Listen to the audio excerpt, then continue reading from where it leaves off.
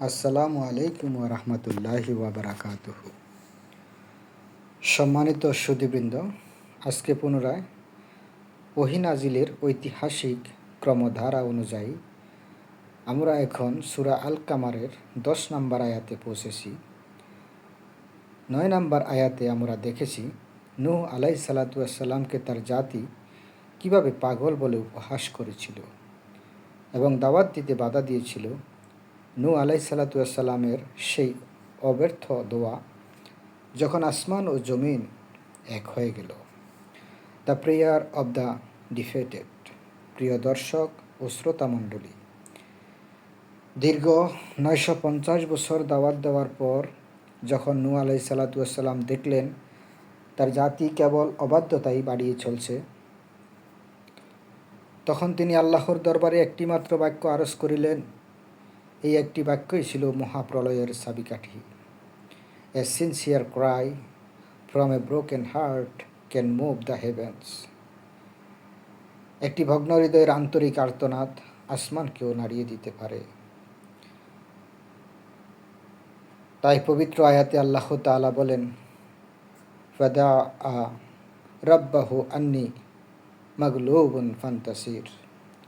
অতঃপর তিনি তার রবের কাছে দোয়া করলেন, আমি তো অসহায় হয়ে গেছি, পরাজিত হয়ে পড়েছি, সুতরাং আপনি প্রতিশোধ নিন, সাহায্য করুন।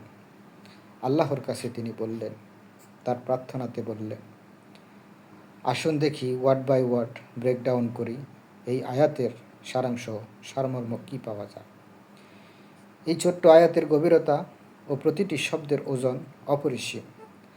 ফাদা রাব্বাহু, অতঃপর তিনি তার রবের কাছে দোয়া করলেন। এখানে ফা অতঃপর নির্দেশ করে যে সব স্রষ্টা ব্যর্থ হওয়ার পর তিনি শেষ আশ্রয় হিসাবে আল্লাহর কাছে ফিরে গেলেন। আন্নি, নিশ্চয়ই আমি, মাগলুবুন, আমি পরাজিত বা অভিভূত। এর অর্থ হলো, হে আল্লাহ, সংখ্যার দিক দিয়ে এবং শক্তির দিক দিয়ে আমি তাদের কাছে আজ পরাজিত। আমি আর একা ফেরে উঠছি না। It is a confession of human weakness before divine strength. এটি ঐশ্বরিক শক্তির সামনে মানুষের দুর্বলতার এক স্বীকারোক্তি। ফান্তাসির, সুতরাং আপনি সাহায্য করুন বা প্রতিশোধ নিন।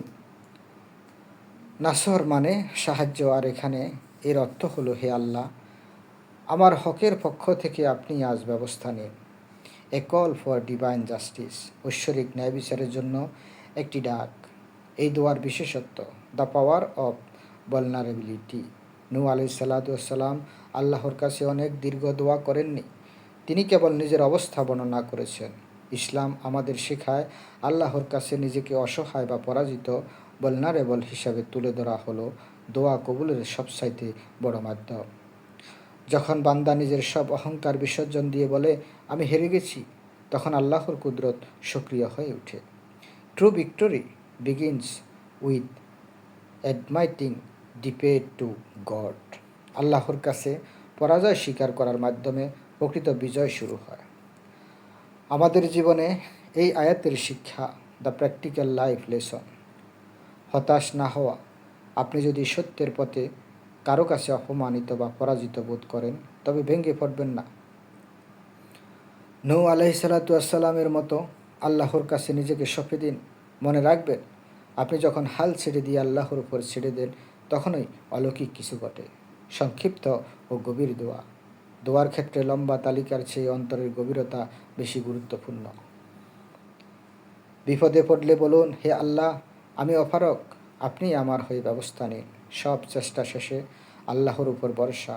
নূহ আলাইহিস সালাতু ওয়াস সালাম 950 বছর চেষ্টা করার পর এই দোয়া করেছিলেন।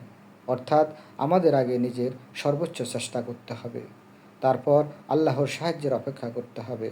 Effort is our duty, the result is his.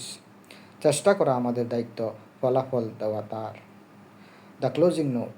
বন্ধুগণ, 10 নম্বর আয়াত আমাদের শেখায় যে মুমিন কখনো একা নয়।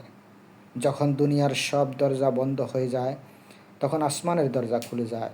নূহ আলাইহিস সালাতু ওয়াস সালামের এই ছোট্ট আরতিটি ছিল সেই মহাপ্রলয়ের সংকেত, যা গোটা পৃথিবীকে পাপাচার মুক্ত করেছিল। ওয়েন এ প্রফেট কলস দ্য ইউনিভার্স রেসপন্স, যখন একজন নবী ডাকেন মহাবিশ্ব তাতে সাড়া দেয়।